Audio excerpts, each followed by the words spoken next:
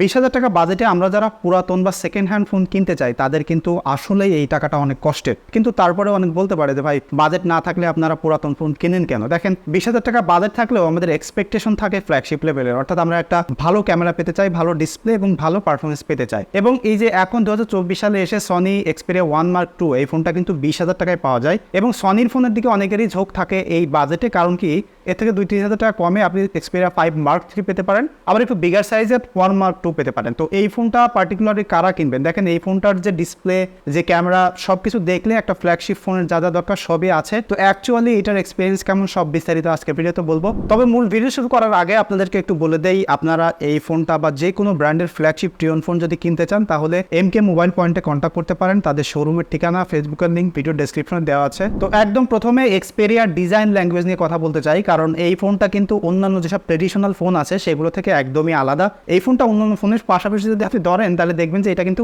খানিকটা লম্বা, অর্থাৎ এটা যে অ্যাসপেক্ট রেশিও সেটা অন্যান্য ফোনের সাথে মিলে না। এবং সনির কিন্তু এই ডিজাইনটা ভেরি লং টাইম ধরে তারা ইউজ করেছে এবং ফাইনালি শেষমেশ তারা দেখেছে যে এটা আসলে সার্ভাইভ করা যাচ্ছে না, যে কারণে তারা কিন্তু তাদের একদম লেটেস্ট ফোনে এই অ্যাসপেক্ট রেশিওটা চেঞ্জ করেছে। তো সেটা আসলে অন্য টপিক। তবে এই ফোনটা আসলে যখন একদম প্রথমে আপনি হাতে ধরবেন তখন আপনার কাছে একটু লম্বা মনে হবে, বাট কয়েকদিন ইউজ করা শুরু করলে দেখবেন যে এটা আপনার ইউজ টু হয়ে গেছে এবং এইটা দিয়ে আপনি অনেক মজা পাবেন ব্যবহার করে। তার প্রধান যেটা কারণ সেটা হচ্ছে যে এটা যে ডিসপ্লে, এখানে আপনি 6.5 ইঞ্চির একটা ডিসপ্লে দেখতে পাচ্ছেন। এটা একটা ওলেড ডিসপ্লে এবং 1 বিলিয়ন পর্যন্ত কালার এটাতে সাপোর্ট করে। সো খুবই সুন্দর কালারফুল একটা ডিসপ্লে এবং মুভি দেখতে গেলে সব থেকে বেশি মজা পাওয়া যায়। তার কারণ হচ্ছে এটা যে অ্যাসপেক্ট রেশিও, সিনেমার রেশিও কিন্তু এরকম থাকে। সো একদম ফুল স্ক্রিন মুভি দেখা যায়।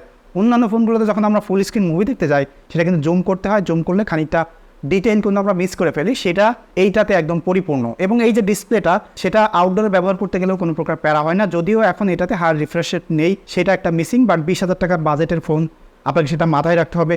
এবং এই যে ডিসপ্লেটা সেটা কিন্তু প্রোটেক্ট করতেছে গরিলা গ্লাস 6। এবং এখানে একটা জিনিস দেখলে আপনার কাছে খারাপ লাগতেই পারে, এটা স্বাভাবিক, কারণ উপরে নিচে যে বড় চিন আর বেজেল দেখতে পাচ্ছেন এখনকার ফোনে এরকম থাকে না, বাট এখনকার লেটেস্ট সনির ফোনেও কিন্তু এরকম আছে। সো যারা আসলে এই ফোন কিনবেন ডেফিনেটলি এই ডিজাইনটা তারা পছন্দ করেই কিনবেন, স্বাভাবিক। এবং এই যে ডিজাইনটা দেখতে পাচ্ছেন উপরে, এখানে একটা সেলফি ক্যামেরা আছে 8 মেগাপিক্সেলের এবং এই ফোনটার একদম সামনেই স্টিরিও স্পিকার দেখতে পাচ্ছেন উপর নিচে, খুবই সুন্দর সাউন্ড প্রডিউস করে। এবং আরেকটা জিনিস হচ্ছে এটাতে ডাইনামিক ভাইব্রেশন আছে, অর্থাৎ যখন আপনি মিউজিক শুনবেন সেই মিউজিকের সাথে সাথে সিঙ্ক করে এটা ভাইব্রেশন হয় ফোনটা।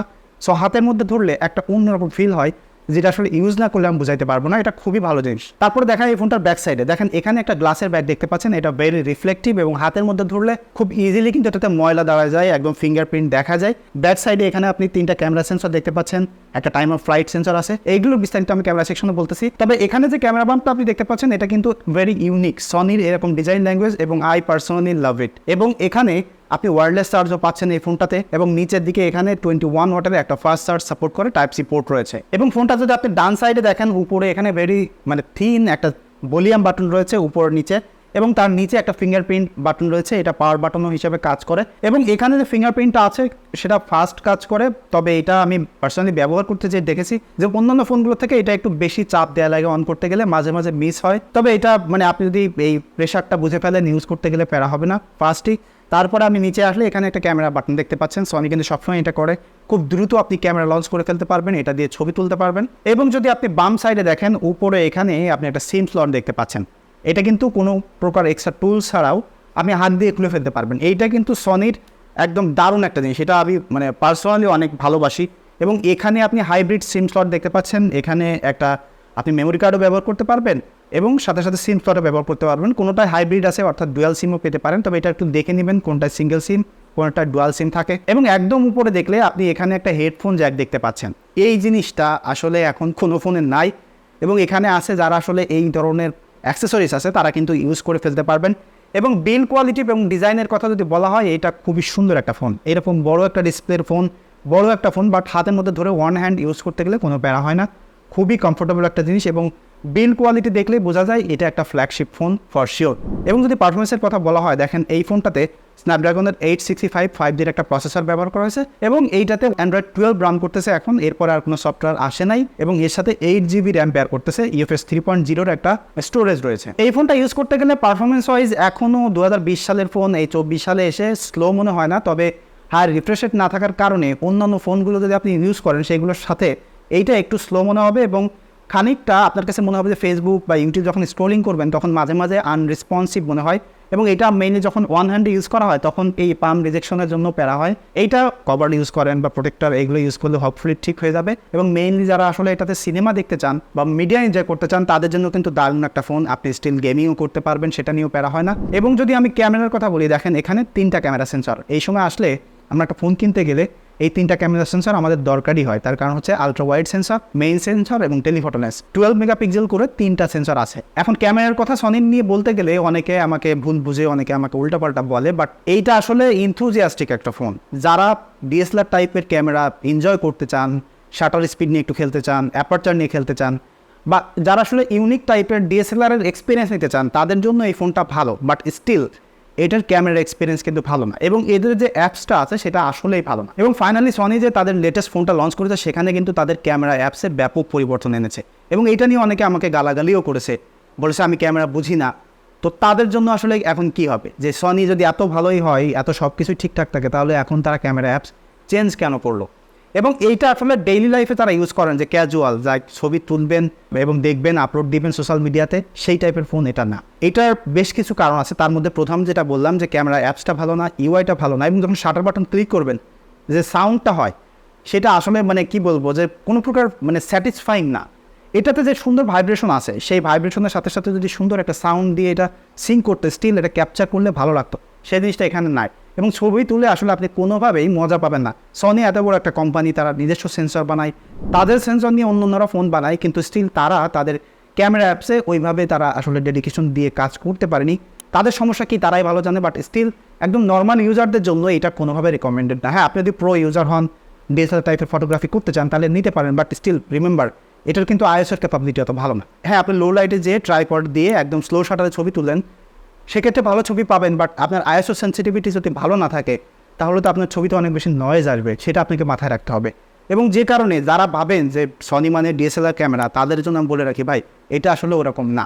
তবে এটার যে নর্মাল যে ক্যামেরা অ্যাপস আছে সেটা দিয়ে যে ছবি তুলবেন, আপনি যদি প্রপার লাইটে ছবি তোলেন, এইটার ছবি আপনার ফর শিওর ভালো লাগবে। আপনি আলট্রা ওয়াইড, মেইন সেন্সর এবং টেলিফটো যে লেন্সটা রয়েছে, এখানে সুন্দর ফোকাল লেন্থ আছে। যেমন টেলিফটো যে লেন্সটা রয়েছে সেটা 70 mm ফোকাল লেন্থ রয়েছে, মেইন যে সেন্সর সেটার ফোকাল লেন্থ হলো 24, এবং আলট্রা ওয়াইডের যে সেন্সর রয়েছে সেটার হলো 14 mm। সো খুবই সুন্দর ফোকাল লেন্থ এখানে পাচ্ছেন, এবং খুব ভালো ভালো পিকচার আপনি পাচ্ছেন ফর শিওর। ভালো ডাইনামিক রেঞ্জও ক্যাপচার করতে পারে, ভালো ডিটেইলও থাকে যদি প্রপার ডে লাইটে হয়। তবে যেটা বললাম, ছবি তুলে অ্যাপস থেকে আসলে এক্সপিরিয়েন্স ভালো না পেয়ে গেলেও খুবই ভালো হয়। তবে এটাতে ল্যাকিং সেটা হচ্ছে, আপনি যদি লো লাইটে যান বা রান অ্যান্ড গান টাইপের ছবি তুলতে চান তাহলে এটা ভালো হবে না। লো লাইটে ভেরি আনপ্রেডিক্টেবল, মাঝে মাঝে ভালো ছবি উঠেছে, মাঝে মাঝে ভালো না। সো লো লাইটে আবার যখন সামনে থেকে লাইট আসে, সেই লাইটটা খুব বাজে একটা ফ্লাড চলে আসে, সেই জন্য এইটার লো লাইটে ছবি তুলে আসলে মজা পাওয়া যায় না, যে কারণে এইটা শুধুমাত্র প্রপার লাইটে ছবি তুলে মজা পাবেন। এখন ছবি তুলতে গেলে আমাদের পোর্ট্রেট কিন্তু অনেক বড় সড়ো একটা প্রায়োরিটি থাকে। তো এইটাতে টেলিফটো লেন্স রয়েছে, বাট টেলিফটো লেন্স দিয়ে পোর্ট্রেট তোলার ক্যাপাবিলিটি দেয়নি।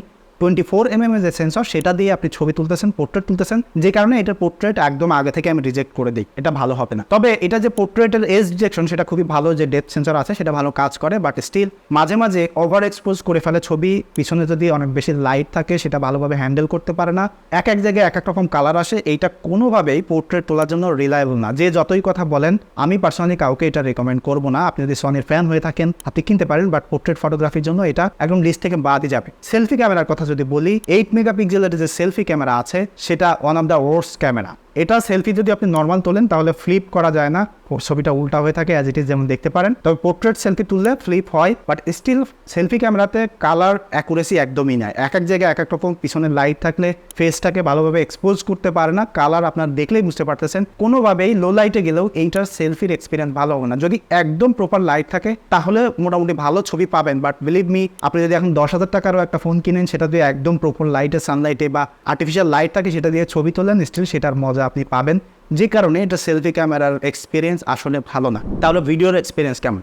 দেখেন, এইটাতে 4K পর্যন্ত শ্যুট করতে পারবেন মেইন সেন্সরগুলো দিয়ে, সেলফি ক্যামেরা দিয়ে অনলি ফুল এইচডি, বিস্তারিত দিয়ে দিচ্ছি, আপনারা দেখে নেন। এটা হলো আলট্রা ওয়াইডের ভিডিও স্যাম্পল। ডেফিনেটলি আপনারা ফ্রেম দেখে বুঝতে পারতেছেন খুবই সুন্দর ওয়াইড ফোকাল লেন্থ এখানে আছে, এবং স্টেবিলিটি কেমন সেটা হোপফুলি বুঝতেই পারবেন, কারণ আমি রিক্সাতে আছি এবং রিক্সা মোটামুটি একটু ঝাঁকাও হয়, এবং এখানে কেমন ডাইনামিক রেঞ্জ ক্যাপচার করতে পারে আপনি স্কাইটা, এবং এই নিচে মানুষ যেখানে হেঁটে যাচ্ছে এখানে দেখলে বুঝতে পারবেন। এবং এই যে সেন্সরটা আছে, এই সবগুলো সেন্সর দিয়েই আপনি অনলি 4K পর্যন্ত শ্যুট করতে পারবেন, এবং আর যেটা প্রবলেম সেটা হচ্ছে যে এখন যে আমি আলট্রা ওয়াইডে শ্যুট করতেছি, এখন চাইলে আমি আর লেন্স শিফটিং করতে পারবো না। এখন যদি আমি ক্লোজ শ্যুট নিতে চাই এই ভিডিও করা অবস্থায় এইখানে, তাহলে আমাকে ভিডিওটা কেটে দিয়ে আবার লেন্স চেঞ্জ করে তারপরে যেতে হবে। যেমন এই যে দেখেন এখন মেইন সেন্সরে দেখতে পাচ্ছেন, ওই ভিডিওটা কেটে দিয়ে আমাকে এই ফোকাল লেন্থে আসতে হলো। সো যারা মানে রান অ্যান্ড গান টাইপের ভিডিও করতে চান তাদের জন্য কিন্তু এটা ভালো হবে না, কারণ আপনি সিমলেসলি শ্যুট করতে পারবেন না, লেন্স শিফটিং করতে পারবেন না। এটা 2024 সালে এসে এরকম একটা ফোন কিনতে গেলে আপনাকে ভাবতে হবে যদি আপনি ভিডিও করতে চান, কারণ এটা আসলে ভেরি আনরিলায়েবল এবং আনরিয়ালিস্টিক একটা ব্যাপার। এবং যেটা কিন্তু সনি পরে তারা নতুন যে ফোনগুলো আসছে সেগুলোতে শিফট করেছে অলরেডি। এবং আমি একটু টেলিফটো লেন্সের ফোকাল লেন্থ বা ভিডিও স্যাম্পল দিয়ে দিই, তাহলে আরও দেখতে সুবিধা হবে। এখন যে টেলিফটো লেন্সটা দেখতে পাচ্ছেন, এই যে টাইট ফোকাল লেন্থ, এইটা অন্য যে দুইটা সেন্সর আছে সেই দুইটা সেন্সরের মতো অত বেশি স্টেবল ফুটেজ দিচ্ছে না। আমি স্ক্রিনে দেখতে পাচ্ছি এখানে অনেক কাঁপাকাঁপি করতেছে, এবং এইটাতে ফোকাসও অনেক দ্রুত আর কি আসলে চেঞ্জ হইতে পারে না। দেখেন কত লেট হয়, ফোকাসটা পেতে একটু সঙ্গে সমস্যা হয়। তবে এটা যদি স্ট্যাটিকভাবে ভিডিও করেন তাহলে কিন্তু যথেষ্ট টাইট একটা ফোকাল লেন্থ আপনি এটার মধ্যে পেয়ে যাবেন। সো আমি সেলফি ক্যামেরার স্যাম্পল দিয়ে দিচ্ছি, আপনারা দেখেন। এটা হলো সেলফি ক্যামেরা ভিডিও, এটাতে অনলি ফুল এইচডি পর্যন্ত ভিডিও করতে পারবেন। ভিডিও কোয়ালিটি কেমন সেটা দেখলে বুঝতে পারবেন। তবে এটার ফোকাল লেন্থ আমার কাছে অনেক টাইট মনে হচ্ছে। দেখেন হাতটা একদম সোজা করছি, আমাকে ফ্রেমে আঁকা যায় না। তবে এই ফোনটা আসলে কেউ কন্টেন্ট ক্রিয়েটর পর্যন্ত ব্যবহার করতেছেন না। দেখেন এটার পিছনে যখন আমি স্কাই দিয়ে দিচ্ছি তখন আমার ফেসটা কিন্তু এক্সপোজ করতে পারতেছে না। অর্থাৎ ভিডিও করার জন্য রিলায়েবল সেলফি ক্যামেরা ভিডিও কিন্তু এটা দিতে পারবে না। সো যারা আসলে ভিডিওগ্রাফিকে প্রায়োরিটি দিয়ে এরকম কিনবেনই না। এবং যা এটা দিয়ে হচ্ছে মোটামুটি সেটার স্যাম্পল এবং সাউন্ড কোয়ালিটি কেমন সেটা হোপফুলি এখান থেকে আপনারা শুনে ফেললেন। এটা হলো রাতের বেলার ভিডিও স্যাম্পল, একদম মেইন সেন্সর দিয়েই ভিডিও করতেছি। রাতের বেলা আসলে মোস্টলি কোনো ফোনেই তেমন ভালো ভিডিও হয় না, যে কারণে আমি স্যাম্পল দেখাইতে চাই না। বাট আপনাদের অনেকেই বলেন যে ভাই রাতের বেলা ভিডিও স্যাম্পল দিতে, সো সেটার একটা স্যাম্পল আমি দিয়ে দিলাম এখানে। তো এইবার আসি যে এটার ব্যাটারি এক্সপিরিয়েন্স কেমন ছিল। দেখেন এখানে 4000 মিলিঅ্যাম্পের একটা ব্যাটারি, ফাস্ট চার্জ আছে, ওয়্যারলেস চার্জ আছে। তারপরেও এটা অনেক পুরাতন ফোন, এটা আপনাকে মাথায় রাখতে হবে যে প্রসেসরটা আছে সেটা কিন্তু অনেক পুরাতন, এফিসিয়েন্সি অত ভালো না।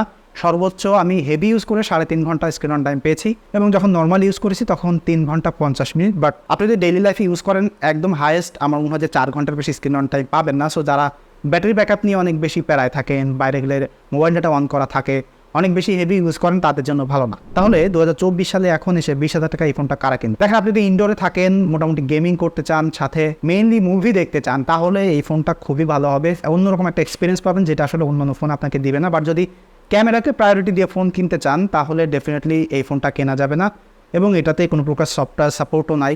সো সেটা মাথায় রাখবেন। সো এইটাই ছিল মূলত আমার personally Sony Xperia 1 Mark II experience. যদি ফোনটা কেউ ব্যবহার করেন আর গালিগালাজ দিতে চান ক্যামেরার এক্সপিরিয়েন্স নিয়ে, তাহলে ডেফিনেটলি ওয়েলকাম। দেখা হচ্ছে পরবর্তী ভিডিওতে। সে পর্যন্ত সবাই সুস্থ থাকবেন, ভালো থাকবেন। ধন্যবাদ সবাইকে।